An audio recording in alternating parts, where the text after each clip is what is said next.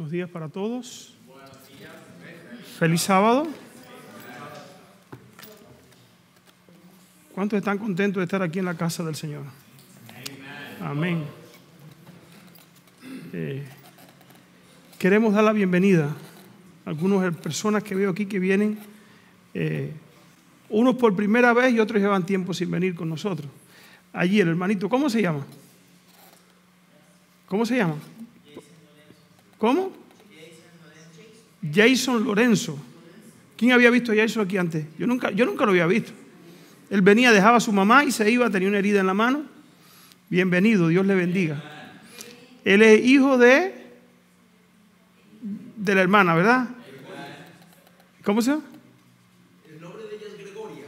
El hijo de Gregoria. Jason, bienvenido. Quiera Dios que hagas de esta tu iglesia, como lo está haciendo tu mamá. Que te puedas congregar y podamos conocernos y juntos trabajar para el Señor, porque Cristo viene pronto. También Jalieski, Karina, su esposa y su hijo están aquí también hoy. Yo pensé que se habían ido para Guatemala porque llevaba tiempo sin mirarlo y queremos darle la bienvenida también. Bueno, ya los demás somos de la casa. De Gregoria, aquí la hermanita con Nancy, ya es de aquí de la casa. Que el Señor les bendiga a todos, es mi deseo de oración. Tenemos otra visita, ¿dónde? Gustavito. Él es el hermano de Gixi, primer sábado que viene. Pero como yo lo tengo en mi casa, me parece que siempre lo veo. Es verdad que por primera vez está aquí hoy sábado. Quiera Dios que también pueda entender cuánto Dios le ama y qué proyecto para su vida Dios tiene. Si nosotros estamos aquí hoy, no estamos por gusto. Estamos porque Dios quiere avisarnos de algo y porque Dios quiere darnos algo mejor. Dice la Biblia que el hombre es corto de día y hastiado ¿de qué? De sinsabores. Pero dice la Biblia que Cristo ha venido para que tengamos vida y la tengamos en abundancia. En esta mañana yo quería compartir con ustedes un tema muy importante. Los hermanos de la cámara de Aledier, me hace falta que me pongas algo ahí en la pantalla. Ellos saben. Queremos compartir algo importante, muy importante con ustedes. El domingo pasado, ¿qué día fue? ¿Recuerdan qué día fue? 22 de octubre. De 1844 a 2023, ¿cuántos años van? 179 años del Gran Chasco y del comienzo del juicio. ¿De qué juicio? El juicio investigador. ¿Qué es el juicio investigador? Es la última etapa de la obra mediadora de Cristo. O sea, es la última etapa de la promesa que se le hizo ¿a quién? A Adán y Eva en el jardín del Edén, cuando se le dijo que la simiente de la mujer le aplastaría la cabeza ¿a quién? O sea, la última obra para terminar, para culminar la obra de la redención del hombre, comenzó hace 179 años. Con estas palabras en mente, yo le invito a ponernos de rodillas para estudiar la Biblia y pedirle al Señor que nos bendiga y nos dé sabiduría.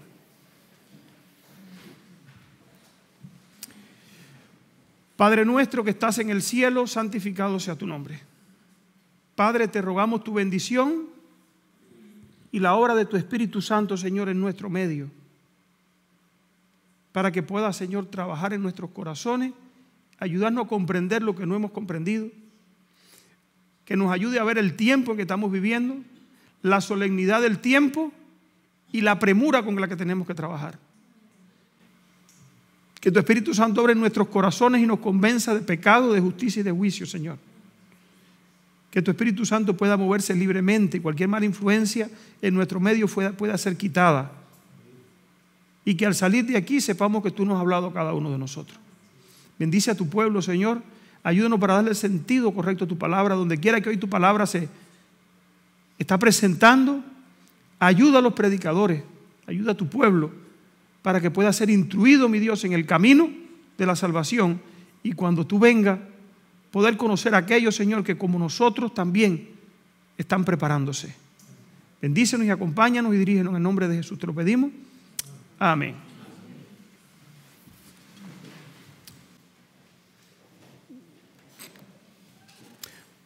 Vamos a abrir la Biblia, como dice la lectura bíblica, en el libro de Daniel, capítulo 8. El libro de Daniel, capítulo 8, comienza con la visión del carnero y un macho cabrío. Esta visión fue dada a Daniel, ¿en qué reinado? En el reinado de Belsasar. Me pareció a mí, a Daniel, después de aquella que yo había visto antes, vi en visión cuando lo vi, estaba en Susa, que es la capital del reino, la provincia de Elam. Vi pues en visión, estando al río, junto al río Ulaí. Ahí Daniel tiene una visión. Daniel ve un macho cabrío, un carnero con 2 cuernos, después un macho cabrío que lo mata, como que tenía un solo cuerno. Ese cuerno del macho cabrío fue quebrado, nacieron 4 en su lugar. Y de esos 4 nace, ¿qué cosa? Versículo 9, Daniel 8:9, un cuerno pequeño. Que dice que creció al sur, al oriente y hacia la tierra gloriosa. Versículo 10. Se engrandeció hasta el ejército del cielo. O sea, nosotros somos adventistas, sabemos quién es este cuerno pequeño. ¿Quién es este cuerno pequeño? El sistema de la Iglesia Católica, el catolicismo. Un sistema que se iba a levantar y da características aquí. Dice que se engrandeció contra el príncipe de los ejércitos, por él fue quitado el continuo sacrificio, o el continuo, la palabra sacrificio fue añadida, y el lugar de su santuario fue echado por tierra. Nosotros los adventistas entendemos cómo el santuario de Dios fue echado por tierra por la Iglesia Católica. El sistema sacerdotal, lo hemos explicado muchas veces, católico, bajaron la salvación del cielo y la pusieron ¿dónde? En la tierra. Pusieron la obra mediadora de Cristo, nuestro sumo sacerdote, y levantaron sacerdotes ¿dónde? En la tierra. Si vas a cualquier iglesia católica hay un sacerdote que está allí para darte la misa, para darte la hostia, le llaman así. La misa es, la hostia es el pan ese que le dan, el vino, que ellos dicen que es la carne literal de Cristo y la sangre literal de Cristo. Y establecieron un medio de sacerdotes que para tú poder entrar en el cielo, supuestamente, ellos dicen que esos sacerdotes tienen que perdonar tus pecados. Esa es la obra que está haciendo Cristo, ¿dónde? Según el libro de Hebreo, en el cielo. O sea, dice la Biblia que este sistema religioso se engrandecería contra el príncipe de los ejércitos y por él sería quitado el continuo, o sea, el continuo que está en el cielo constantemente, Dios intercediendo por nosotros. Dice la Biblia que Cristo vive para interceder siempre ¿por quién? Por nosotros. Eso la Iglesia Católica lo quitó. Y el lugar de su santuario fue echado por tierra, o sea, el santuario que está en el cielo fue bajado para aquí, donde se está celebrando la obra a favor del hombre, y la Iglesia Católica lo estableció ¿dónde? Los que han sido católicos entienden un poquito esto. Los que no, le invito a leer el Conflicto de los Siglos, ahorita le voy a las páginas, para que le puedan entender cómo el papado hizo esta maniobra. Versículo 12, y a causa de la prevaricación le fue entregado el ejército junto con el continuo, echó por tierra la verdad, hizo cuanto quiso y prosperó a tal punto que dominó el mundo por 1260 años. Y no solamente eso, los engaños de este sistema están en el mundo entero, a tal punto de que tú sales para allá afuera, alguien que no crea lo que dice la Biblia, o sea, que no enseña lo que dice la Biblia a cualquier persona, tú le dices, ¿dónde están los muertos? Te dicen, si fue justo, si fue bueno, está en la presencia del Señor. Porque es un engaño ¿de quién? De este sistema. O sea, dice la Biblia que este sistema hizo cuanto quiso y prosperó. O sea, sus enseñanzas dominaron ¿qué? en el mundo entero. Versículo 13. Entonces hay un santo que hablaba y otro santo que preguntó a aquel que hablaba: ¿hasta cuándo durará la visión del continuo sacrificio y la prevaricación asoladora, entregando el santuario y el ejército para ser pisoteados? ¿Hasta cuándo estará el engaño prosperando? ¿Hasta cuándo este sistema va a prevalecer en el mundo entero? Las enseñanzas de este sistema nadie las va a contrarrestar. Eso fue lo que preguntó el ángel. Oye, ¿hasta cuándo? ¿Por qué? Porque le preocupaba. ¿Saben cómo le llaman al tiempo de los 1260 años de supremacía papal? Era oscura. ¿Ustedes saben qué quieren hacernos creer ahora? Que la era oscura de este mundo fue cuando el genocidio de Israel. Esa no fue la era oscura de este mundo. La era oscura no fue cuando Hitler dominó. La era oscura de este mundo fue cuando el papado tomó el control desde el año 538 hasta el 1798. Por 1260 años. Y eso le hizo que el ángel exclamara: oye, ¿hasta cuándo durará la visión del continuo sacrificio y la prevaricación asoladora, entregando el santuario y el ejército para ser pisoteados? Esta pregunta el ángel, ¿por qué? Porque vio que este poder, si continuaba, este mundo se quedaba sin ¿qué? Sin fieles que adoraran a Dios. Pero Dios tenía el plan B. Y le dijo, versículo 14: hasta 2300 tardes y mañana, y luego el santuario será ¿qué? O sea, va a dominar por 1200 tardes y mañana, por 2300 tardes y mañana. Y después, el santuario que iba a pasar con él iba a ser purificado. Aquí se anuncia el surgimiento de ¿qué? De un movimiento. El movimiento adventista del séptimo día surgió precisamente ¿de qué? De este texto bíblico. Ustedes saben que hay muchos adventistas que no entienden esta profecía. Oigan qué dice el espíritu de profecía. El correcto entendimiento de la administración en el santuario celestial es el fundamento de nuestra fe. ¿Cuál es el fundamento de nuestra fe? El correcto entendimiento de lo que pasó en 1844, al final de la profecía de las 2300 tardes y mañanas. O sea, nuestra iglesia no es una iglesia como las demás iglesias. Nuestra iglesia fue anunciada ¿desde cuándo? 2600 años antes de este tiempo que estamos ahora. Daniel vivió en el 600 más o menos antes de Cristo, por allá por Babilonia. Babilonia, recuerden que fue en el año 600 antes de Cristo. Hasta hoy más o menos tenemos unos 2600 años. Y desde entonces Dios anunció el surgimiento ¿de quién? De un movimiento que Dios iba a levantar para anunciar, ¿qué cosa? Que se iba a purificar el santuario. Ahora, ¿qué es la purificación del santuario? Para entender qué es la purificación del santuario, tenemos que ir al antiguo Israel. Los invito,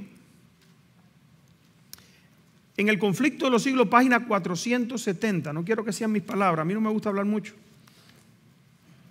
porque cuando yo me pongo a hablar, mis palabras, pierdo el hilo. Y me gusta leer lo que está escrito. Página 470, dice aquí, ¿qué era la purificación del santuario en el antiguo Israel? El servicio del santuario terrenal consistía en dos partes: lugar santo y lugar santísimo. Los sacerdotes que estaban allí adentro ministraban diariamente el lugar santo, mientras que una vez al año el sumo sacerdote, o sea, el principal de los sacerdotes, efectuaba un servicio especial de expiación en el lugar santísimo. ¿Cuántas veces al año se entraba al lugar santísimo? Una vez al año. Jóvenes, deberíamos ser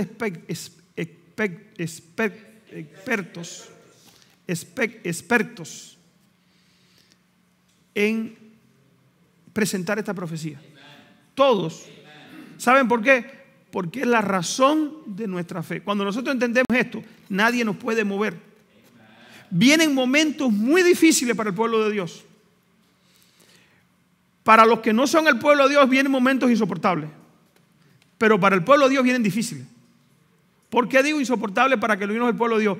Porque pasar por la crisis que viene sin Dios va a ser casi imposible. ¿Saben por qué? Porque no solamente el pueblo de Dios lo va a perder todo, pero las plagas al pueblo de Dios no le van a caer. Pero los que no son el pueblo de Dios lo van a perder todo y van a recibir las plagas. Y al final, la muerte eterna. Por eso Dios dejó esta profecía para que el mundo entero conociera cuál es el final de la historia de este mundo y pudiera, ¿qué cosa? Prepararse. Porque la purificación del santuario se está haciendo para preparar a un pueblo para poder encontrarse ¿con quién? Con Dios. Cuando se celebra la purificación del santuario en el cielo, a la vez se está purificando ¿qué cosa? La iglesia en la tierra. ¿Saben eso? O sea, la purificación del santuario no solamente se está realizando en el santuario en el cielo. A la vez que se purifica el santuario en el cielo, también se está preparando ¿quién? La iglesia en la tierra. Porque no solamente lo que está pasando en el cielo, es lo que está pasando ¿dónde? En la tierra con el pueblo de Dios, aquellos que han decidido servir a Dios. Entonces tenemos que entenderlo. Lo que está pasando en el cielo no es solamente allá en el cielo, sino también tiene que ver con ¿quiénes? Con los que hemos decidido aceptar a Dios. Dice aquí, día tras día, el pecador arrepentido del pueblo de Israel llevaba la ofrenda a la puerta del tabernáculo, poniendo la mano sobre la cabeza de la víctima, confesaba sus pecados, transfiriéndolo figurativamente así a la víctima inocente. Venían con un corderito o con una paloma, podía ser. Por ejemplo, a Jesús, cuando Jesús fue presentado en el santuario, llevó 2 palomas. Si era muy pobre, pero alguien tenía que morir. ¿Por qué? Por el pecado. Ponían la mano sobre la cabeza de la víctima, el pecador pasaba simbólicamente el pecado a la víctima, dice aquí, a la víctima inocente, luego le mataba el animal, se mataba el animal, sin derramamiento de sangre, dice el apóstol, no hay remisión de pecado, la vida de la carne está en la sangre, Levítico 17:11, la ley de Dios quebrantada exigía la vida del transgresor, la sangre que representaba la vida comprometida del pecador, cuya culpa cargaba a la víctima, ahora que era inocente, era llevada por el sacerdote al lugar santo, salpicaba ante el velo detrás del cual estaba el arca que contenía la ley de Dios que el transgresor había incumplido. Mediante esta ceremonia, el pecado era transferido figurativamente al interior de la parte del santuario por la sangre que allí se asperjaba. ¿Estamos entendiendo? Todos los adventistas conocemos eso. Pero lo estoy aclarando porque si hay alguien que no lo conoce. Y diariamente se estaba contaminando ¿qué cosa? El santuario. El santuario del cielo, en el lugar santo, están los libros que recogen ¿qué cosa? La vida de todos los seres humanos.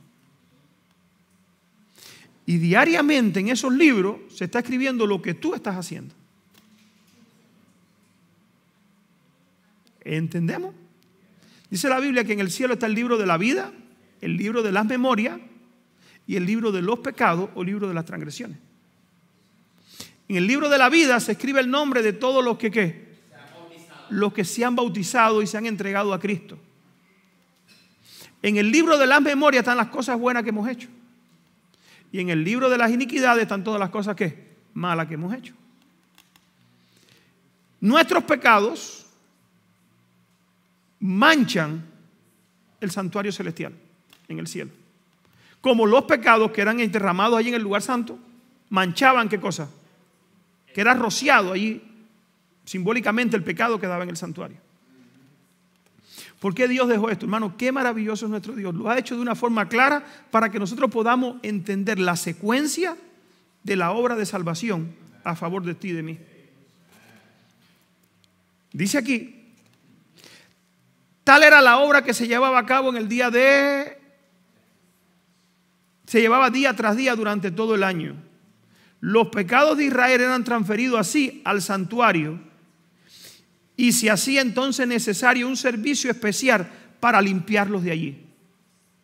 Dios mandó que se hiciese una expiación por cada uno de los departamentos sagrados. Así haría expiación por el santuario a causa de la inmundicia de los hijos de Israel y de sus transgresiones, con motivo de todos sus pecados. Y del mismo modo hará en el tabernáculo de reuniones que reside con ellos en medio de la inmundicia. Debéis hacer también una expiación por el altar, lo purificarás y lo santificarás a causa de la inmundicia de los hijos de Israel. Una vez al año pasaba eso. Una vez al año, una sola vez al año. Caía el día 10 de ¿qué? Del mes séptimo. Los judíos llaman ese día Yom Kippur. ¿No han oído hablar de Yom Kippur de los judíos? Es el Yom Kippur. Dice aquí, en el gran día de la expiación el sacerdote entrará en el lugar santísimo para purificar el santuario. ¿Qué hacía? A grandes rasgos, por el tiempo se nos vuela aquí. El sumo sacerdote cogía 2 carneros o 2 chivos y echaban suerte. Uno era para los pecados del pueblo y otro se dejaba vivo. El sacerdote primero mataba un becerro por él se purificaba porque este acto no lo podía hacer cualquiera. Tenía que estar limpio, purificado y listo ¿para qué? Para servir a Dios sin nada, sin ningún tipo de pecado. Porque este sumo sacerdote, ¿quién representaba? Representaba a Cristo, nuestro sumo sacerdote. Todo esto era un símbolo para que nosotros pudiéramos entender qué iba a pasar con la redención del hombre. Se cogían 2 carneros, se echaba suerte, se mataba uno, el sumo sacerdote simbólicamente entraba al lugar santísimo, recogía los pecados, venía, simbólicamente traía el pecado sobre él, porque él lo recogía dentro del santuario, y lo ponía sobre la mano sobre el macho cabrío que quedaba vivo. Y después era soltado en el desierto. Y allá moría. Símbolo de la obra que está haciendo Cristo ahora en el santuario. Cuando Cristo termine lo que está haciendo en el santuario, la obra de investigación, que comenzó en 1844 al final de las 2300 tardes y mañanas, que habla Daniel. Cuando Cristo salga va a poner el pecado, y ahora van a entender algo, de todos los hijos de Dios sobre quién. Y Satanás va a tener que pagar por tus pecados. Por eso Satanás está esforzándose hoy porque tú no te arrepientas. Por eso Satanás no quiere que tú busques a Dios y hace que tú veas la religión como algo como una locura, como algo que no es para ti, como alguien que es para otra gente y que lo que aquí se dice va a pasar pero de aquí a 10.000 años. Porque Él no quiere que tú te prepares. Porque Él sabe que si tú te arrepientes de todos los males que tú has hecho, que yo sé que son muchos, porque yo lo digo por mí, mis males han sido muchos, y dice la Biblia que el hombre sin Dios, ¿qué cosa es? Está al servicio del diablo. El diablo no quiere que él pague por tus pecados, él quiere que tú pagues por lo que tú has hecho. Él quiere que tú seas responsable por lo que tú has hecho. Pero si tú te arrepientes, allí los 3 libros que hay en el cielo, al lado de tus iniquidades, Cristo le pone ¿qué cosa? Perdonado. Y cuando Cristo termine de hacer la obra que empezó a hacer en 1844, Él va a coger toda esa carga de pecado y la va a poner ¿sobre quién? Sobre Satanás. Y Satanás va a tener que responder ¿por quiénes? Por tus pecados. Qué bueno el plan de salvación es. Dios va a ser culpable o va a hacer pagar al verdadero culpable. ¿Por qué? Porque desde que el hombre cayó en pecado, el hombre se convirtió en una marioneta de Satanás. Pero Satanás nos ha hecho creer que somos ¿qué? Que somos libres. Yo soy libre, yo no tengo que someterme a la religión porque yo soy libre. Nadie es libre. O servimos a Dios para justicia o al diablo ¿para qué? Para servirle con el pecado. ¿Por qué tú crees que hay veces que tú haces cosas que sabes que están mal, pero que no puedes dejar de hacerlas? ¿Cuántas veces nos pasa? Ahora, la obra de Cristo en el santuario, la última obra, es para todo el que acepte a Cristo, pueda ser habilitado para vencer el pecado. Hermano, esto es importante que nosotros lo entendamos. Conflicto de los siglos. Página 470 y 71. Les invito a todo el que pueda leerlo en su casa para que puedan entender con claridad cuánto está haciendo. Se llama el templo de Dios.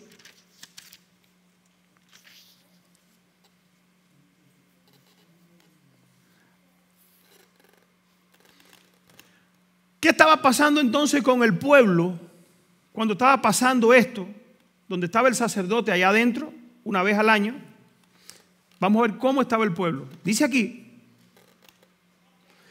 toda la ceremonia ese día, una vez al año, que era símbolo de lo que empezó en 1844, estaba destinada a inculcar a los israelitas una idea de la santidad de Dios y del odio de Dios al pecado. Lo único que Dios odia, ¿saben qué cosa es? Es el pecado. Y además hacerle ver que no podían ponerse en contacto con el pecado sin contaminarse. El pecado contamina.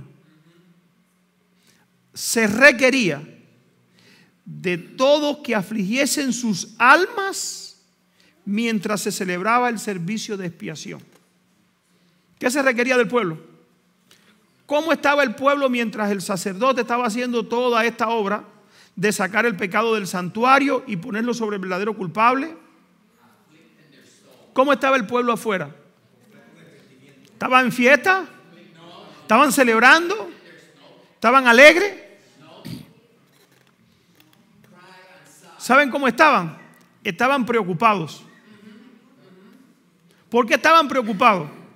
Porque se estaba decidiendo su destino y su salvación. Cristo comenzó en 1844 la purificación del santuario celestial, símbolo, o sea, del cual el que estaba en la tierra era un símbolo. Dice aquí, toda ocupación debía ser puesta a un lado. O sea, los que estaban trabajando, los que estaban dedicados a todo menos lo que tenían que estar dedicados, tenían que ponerlo todo ¿qué? A un lado. ¿Por qué? Porque se estaba celebrando el día de ¿qué? De su cierre o oportunidad de salvación. Dice aquí, toda ocupación debía ser puesta a un lado.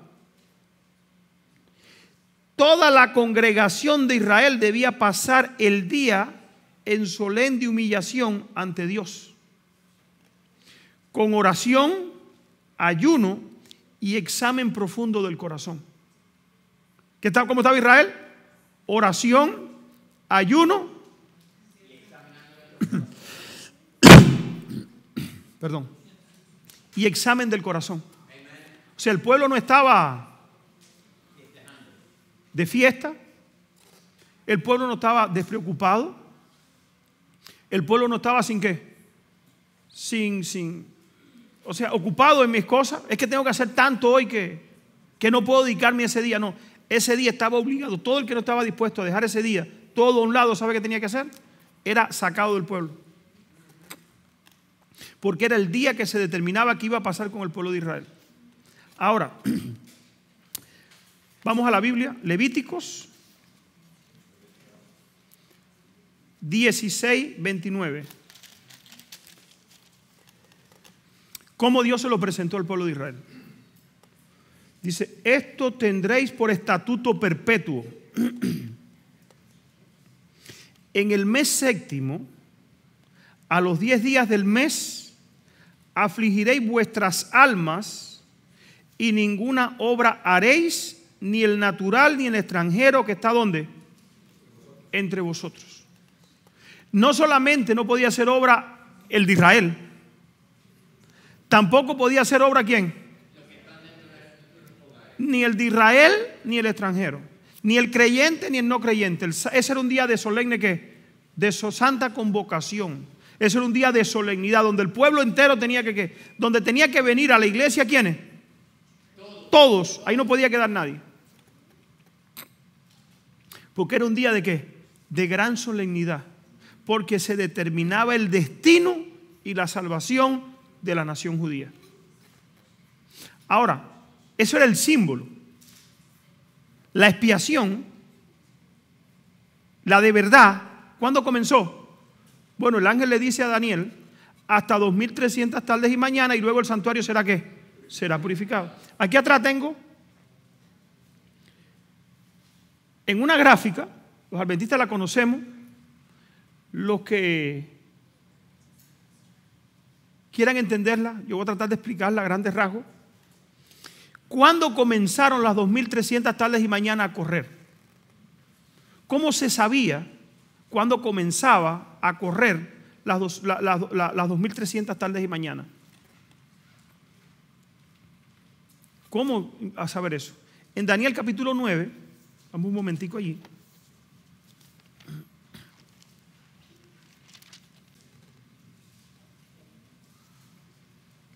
Dice aquí,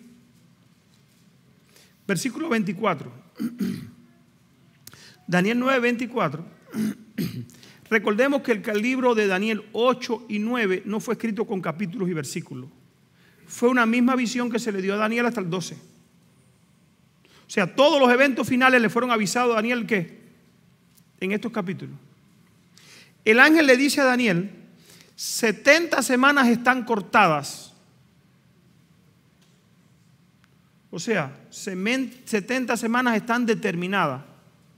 Dice el versículo 24, sobre tu pueblo y sobre tu santa ciudad.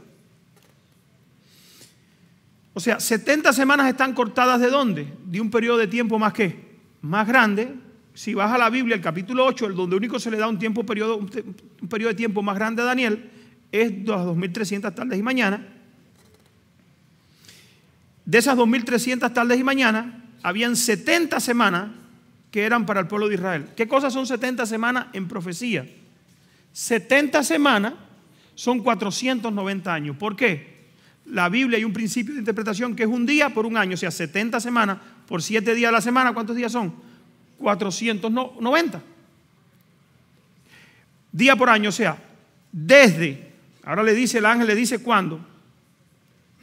Dice, sobre tu santa ciudad para terminar la prevaricación, poner fin al pecado, expiar la iniquidad y para traer justicia perdurable y sellar la visión y la profecía y ungir al santo de los cielos. Sabe pues y entiende, versículo 25. Desde la salida de la orden para restaurar y edificar a Jerusalén hasta el Mesías príncipe habrá 7 semanas y 62 semanas, o sea, 69 semanas. 7 más 62 son 69. O sea, ¿cuándo fue dada la orden para construir Jerusalén? En el año 457 fue el decreto de Atarjerjes, allá donde Daniel tuvo la visión. Fíjense, o sea, se iban a comenzar a contar los 2300 días o años proféticos desde el año 457 a.C. Fácil, la matemática es fácil. Si cuentas 2300 años, ¿cuándo cae? 1844. Ahora, en las 70 semanas hay acontecimientos que tenían que suceder. Y hermano, para los incrédulos, esto es una locura. Pero cuando tú coges la explicación de las 70 semanas y la pones en el 457, que fue cuando se dio la orden para restaurar Jerusalén. Recuerden que Jerusalén había sido destruida por por Babilonia, por el Nabucodonosor. Y ahora llegó a Medo-Persia. Daniel continúa en el reinado de Medo-Persia. Y ahí en ese tiempo que está por cumplirse los 70 años de la destrucción de Jerusalén, que también había profetizado Jeremías, Daniel se pone a preocuparse y el ángel le dice, mira, para tu pueblo van a haber 70 semanas.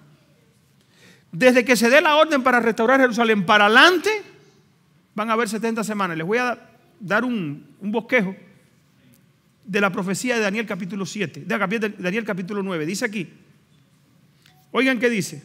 Sabe pues y entiende que de la salida para restaurar y edificar Jerusalén hasta el Mesías príncipe, o sea, hasta Cristo, habrá 7 semanas y 62 semanas. ¿Cuántas semanas son? 69. Semanas de año, ¿cuántos años son? 400, ¿qué?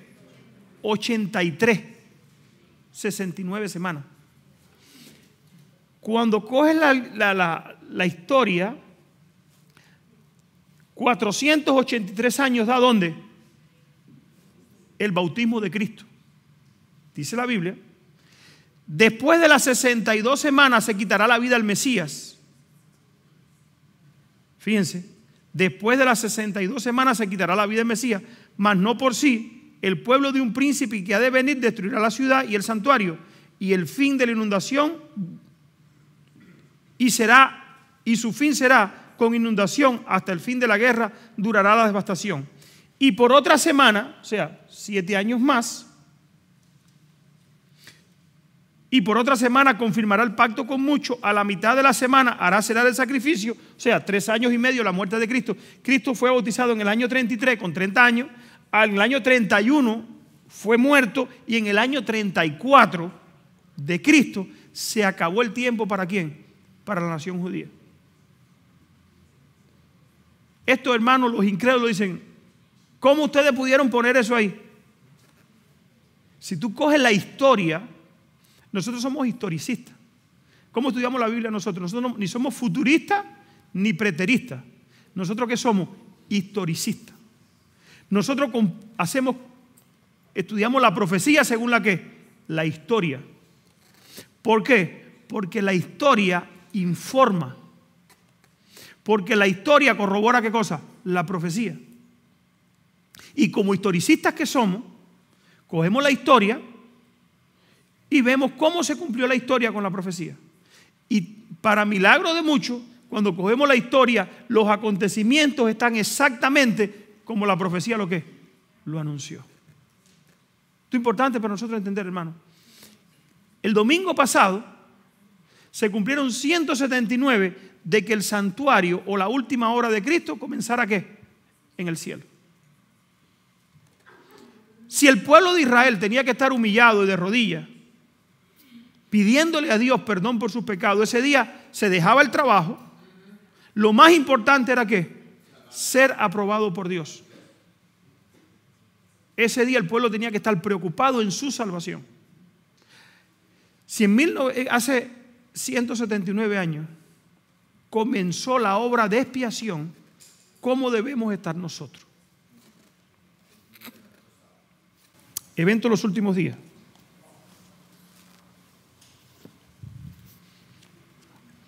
Este librito, página 73.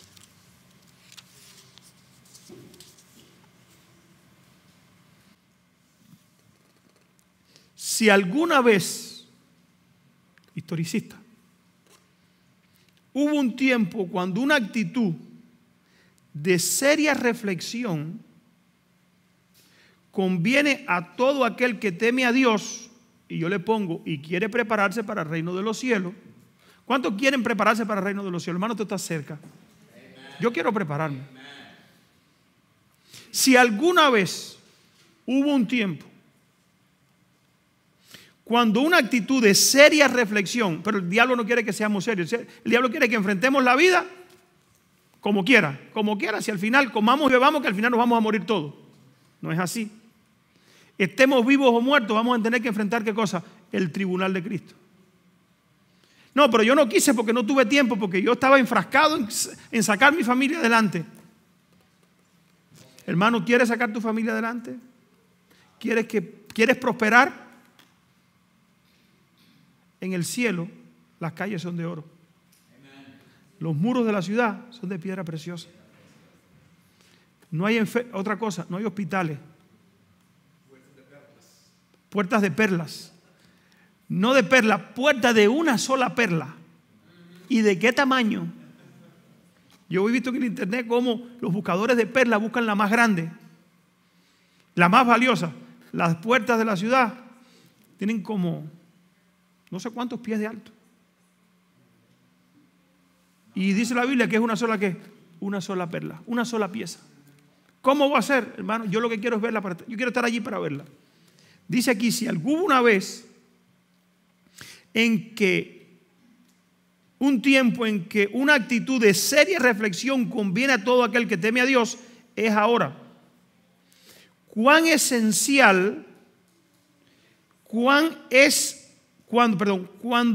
esencial la piedad personal, debieran plantearse la pregunta: ¿quién soy yo?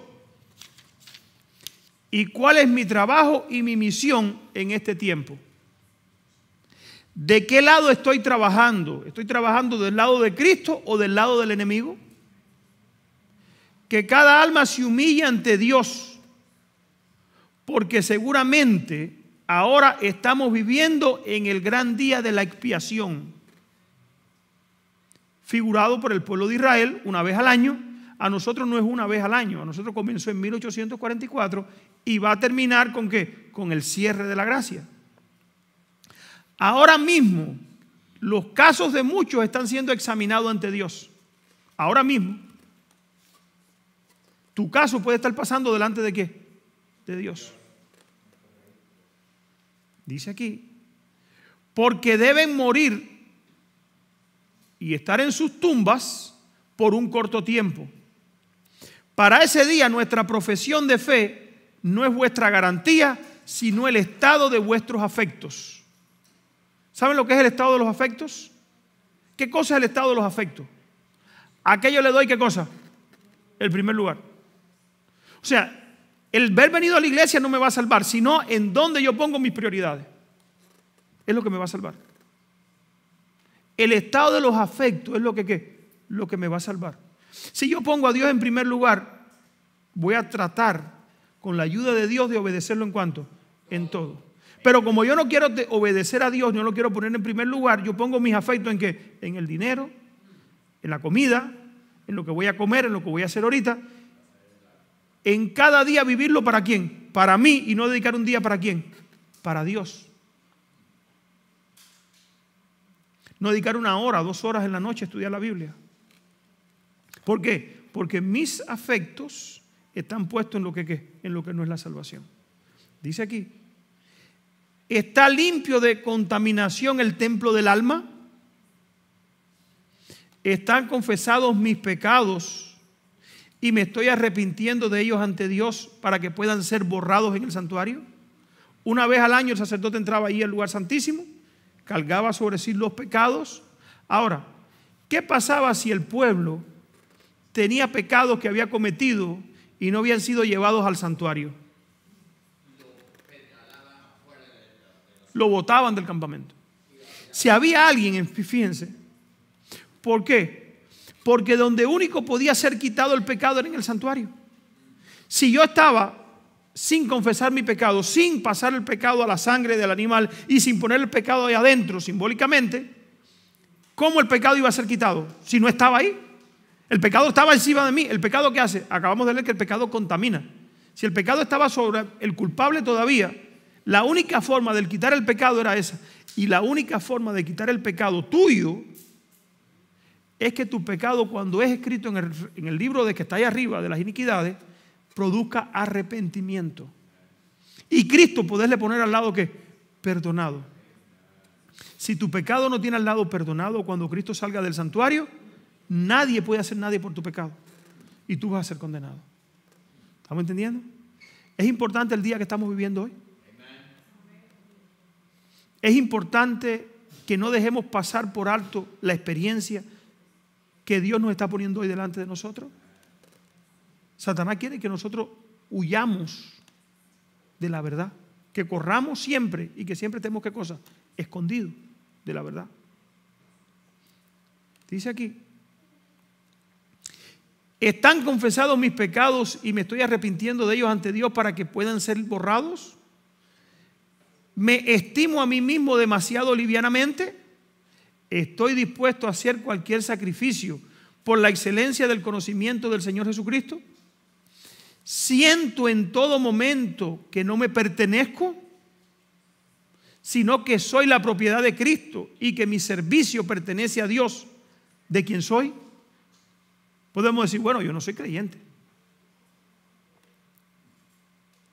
Tú sabes que nosotros somos propiedad de Cristo 2 veces. Una porque nos hizo y otra porque nos pagó con su sangre. Por eso nadie va a quedar, no, pero yo no, tú vas a ser justificado o condenado porque tú no te perteneces. Consejo para la iglesia, página 365.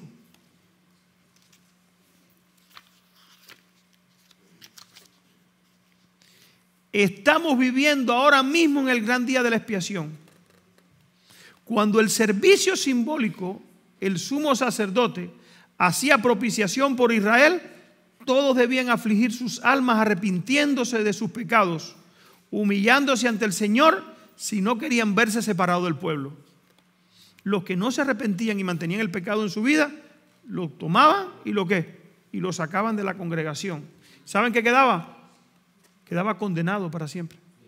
Dice aquí, de la misma manera hoy, todos los que desean que sus nombres sean conservados en el libro de la vida, deben ahora, en los pocos días que le quedan del tiempo de gracia, o sea que todavía Cristo está ¿dónde? Dentro del santuario, en el lugar santísimo, deben en los pocos días que le quedan, afligir sus almas ante Dios con verdadero arrepentimiento y dolor por sus pecados. Hay que escudriñar honda y sinceramente el corazón. ¿Qué hay que hacer? Honda y sinceramente el corazón, Leiser. Hay que poner el espíritu liviano y frívolo al que se entregan tantos cristianos de profesión. Empeñada lucha espera a todos aquellos que quieran subyugar sus malas inclinaciones, que tratan de dominarlos. ¿Cuántos tienen malas inclinaciones? Todos tenemos malas inclinaciones. Tenemos entonces que enfrentarnos a las malas inclinaciones, ¿sí o no?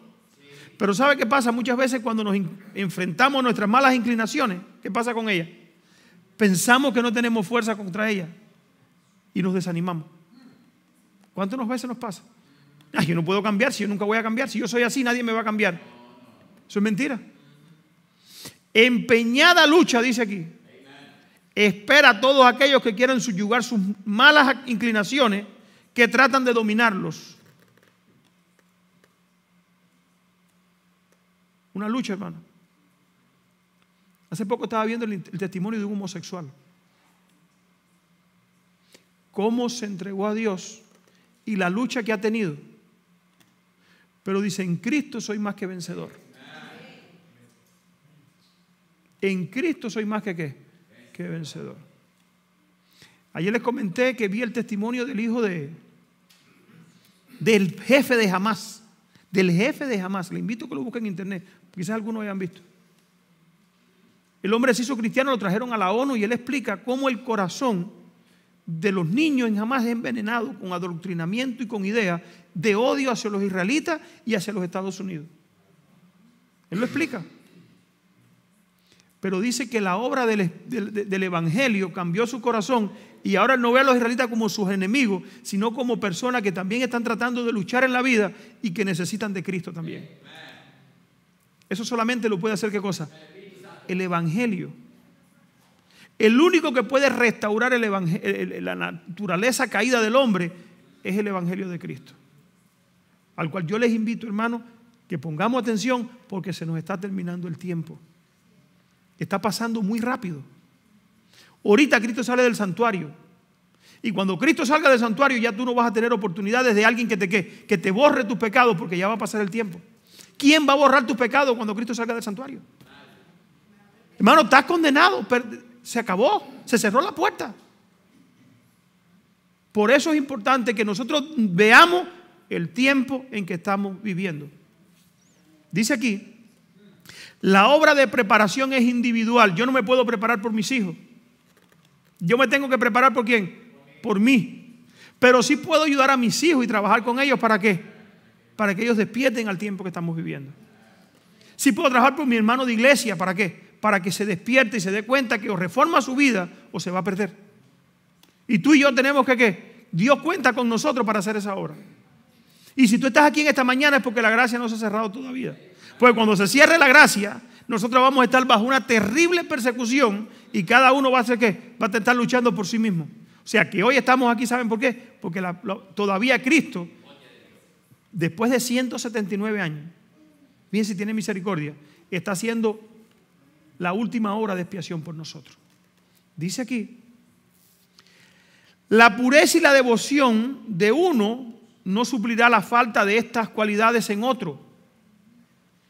Si bien toda la nación debe pasar en juicio ante Dios, Dios examinará el caso de cada individuo de un modo tan rígido y minucioso como si no hubiese otro ser humano en la tierra. Esto es tremendo. O sea, a Dios no se le va a escapar, ¿qué cosa? Ni un detallito. ¿Saben que el juicio depende de lo que nosotros tenemos aquí? Porque lo que nosotros tenemos aquí es lo que nosotros hacemos todos los días. Si lo que yo tengo aquí es prepararme para el reino de los cielos, yo voy a hacer arreglo todos los días para trabajar en esa dirección. Dice aquí, cada cual tiene que ser probado cada cual tiene que ser probado y encontrado sin mancha, ni arruga, ni cosa semejante.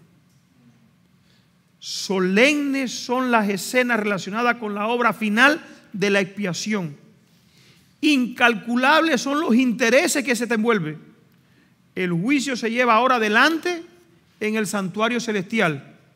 Esta obra se viene realizando ya desde hace muchos años.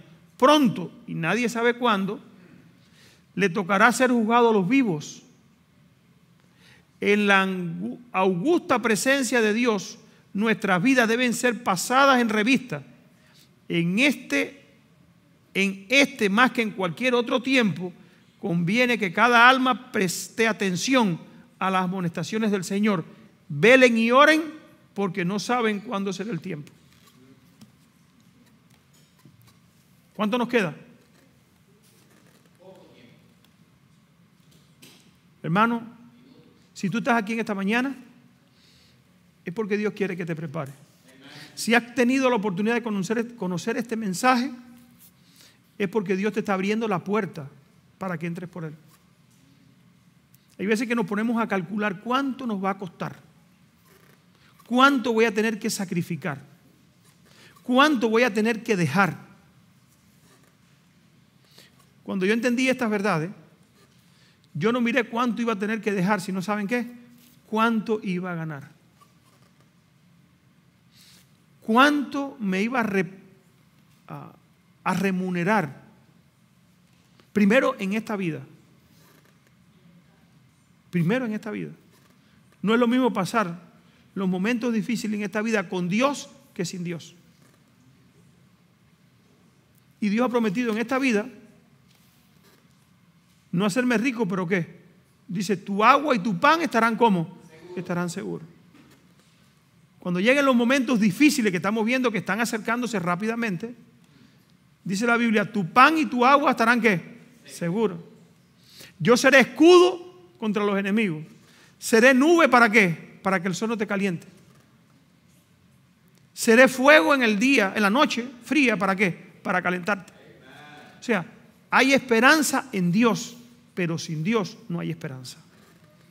Por eso, hermano, en este tiempo que nos queda, tiempo de la expiación en que estamos viviendo, es momento para seria reflexión. ¿Qué estás pasando con tu vida? No pensemos que años de prosperidad le esperan a este país. Ni a este país ni a ninguno. Los años de prosperidad quedaron ¿dónde? Quedaron en el pasado. Los años de una vida del sueño americano quedaron ¿dónde? Quedaron en el pasado. Mi hermano está aquí, mi sobrino, mi cuñado, que llegaron hace poco de Cuba. Yo sé que muchas veces tenemos sueño y prosperidad en un futuro, pero hermano, todo eso está condicionado a cómo nosotros nos preparamos ahora. ¿Por qué? Porque en este mundo no va a ser. ¿Va a ser dónde? En el futuro que le espera a aquellos que se preparen. Por honor al tiempo, vamos rapidito a Lucas capítulo 13, versículo 24. Esforzaos, dice el versículo 22, pasaba Jesús por las ciudades y aldeas enseñando, encaminándose a Jerusalén.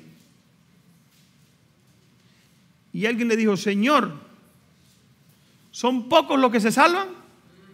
O sea, con lo que tú enseñas, me parece que van a ser pocos los que se salvan. Jesús le dijo algo. Nosotros podemos pensar, bueno, ese ideal, ¿quién lo tiene? Eso dijo Jesús. Esforzaos por entrar, ¿por dónde? Por la puerta angosta, porque os digo que muchos procurarán entrar y ¿qué? Y no podrán. ¿Saben por qué no podrán? Porque en el tiempo de preparación, que es estaban entretenidos. No se preocupaban, ¿por qué? Por las cosas que de verdad importan en la vida. Pensaron que las cosas de importancia son las cosas inmediatas, las de ahora. Y las mediatas, las que son para después, ¿de qué? Se olvidaron de ellas.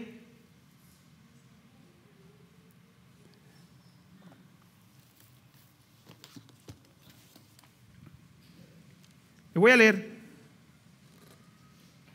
una matutina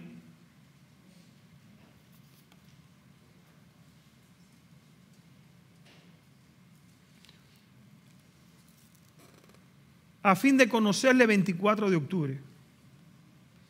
La hermana de Guay habla aquí de estos dos caminos.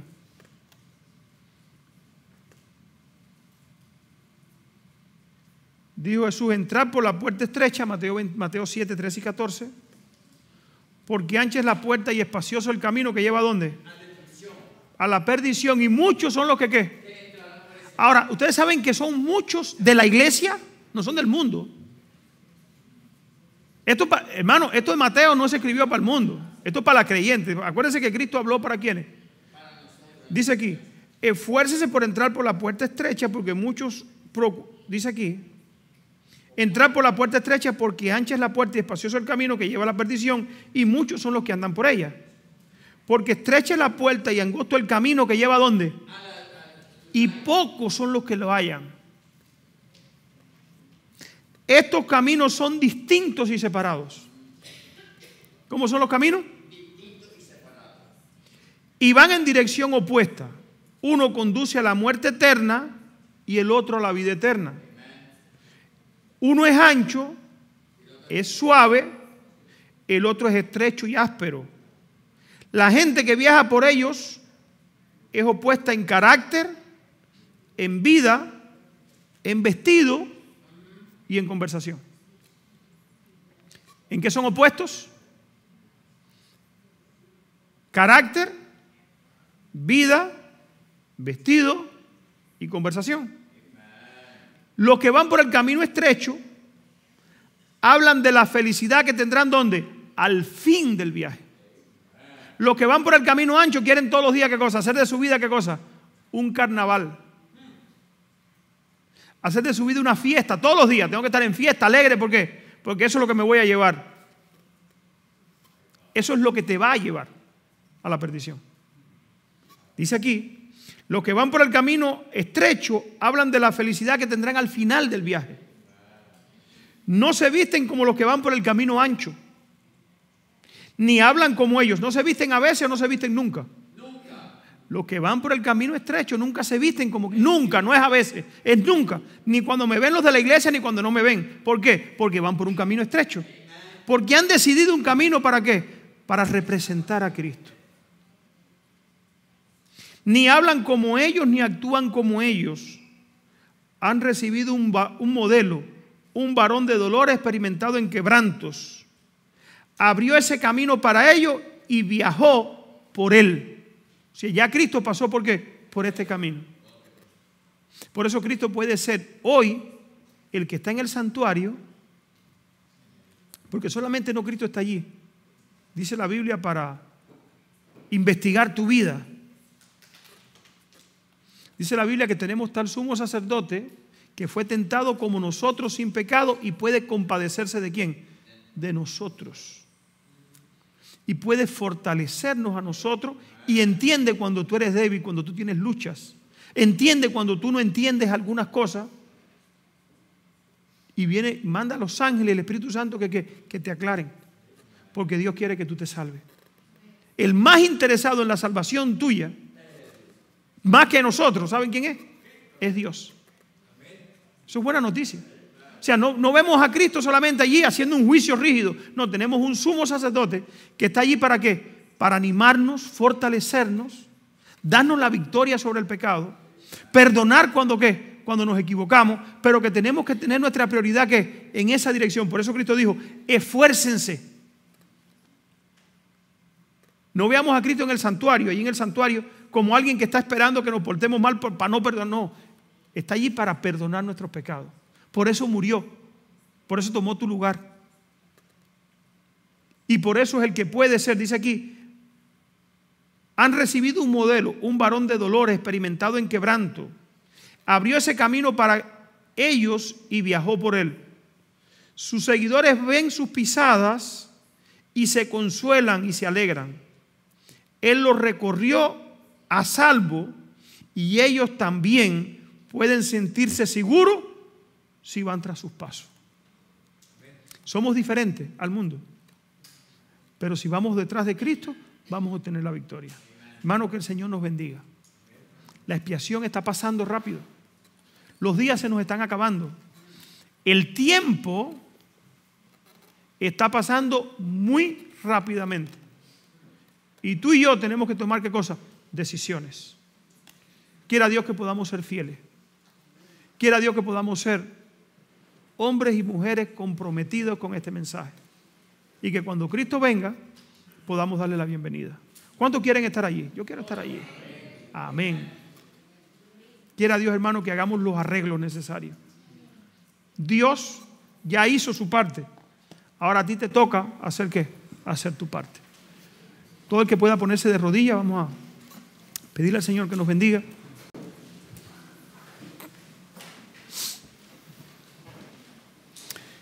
Padre nuestro que estás en el cielo, te damos gracias, Señor, porque Cristo Jesús está en el santuario, todavía intercediendo por nosotros. Sabemos, Padre, que tenemos que hacer arreglos. Sabemos, Padre, que tenemos que buscarte. Sabemos, Señor, que tenemos que encontrar en ti el poder para vencer el pecado. Muy pronto Cristo dejará el santuario. De lo que nosotros hagamos hoy, Señor, depende cómo estará nuestro estado. Pero nosotros somos impotentes aún para ir a buscarte, Señor. Ayúdanos. Pon en nosotros tu espíritu. Pon en nuestros corazones tu gracia, Señor. Inamístanos contra el pecado y que veamos el pecado como tú lo ves. Y que podamos prepararnos para el reino de los cielos. Bendice a tu iglesia, Señor. Sosténla, fortalécela. Sabemos que hay hermanos, personas que están pasando por lucha, por prueba. Sabemos que el pecado, mi Dios, la vida de pecado que hemos llevado, muchas veces nos engaña y nos seduce. Te rogamos, Padre Celestial, que nuestros ojos puedan ser abiertos. Y mientras Cristo está intercediendo por nosotros en el santuario, podamos ser santificados y el pecado pueda ser expulsado de nuestras almas. Ayúdanos, Señor. Tú conoces nuestras debilidades más que nosotros mismos. Ayúdanos para que esas debilidades puedan ser fortalecidas en Cristo. Y por la gracia de Cristo, ser perfeccionados a tu misma imagen, Señor. Guárdanos ahora, bendícenos, bendice los alimentos que vamos a participar de ellos y ayúdanos, oh Señor, para mantenernos más cerca de ti. En el nombre de Jesús te pedimos todas estas cosas y te damos gracias.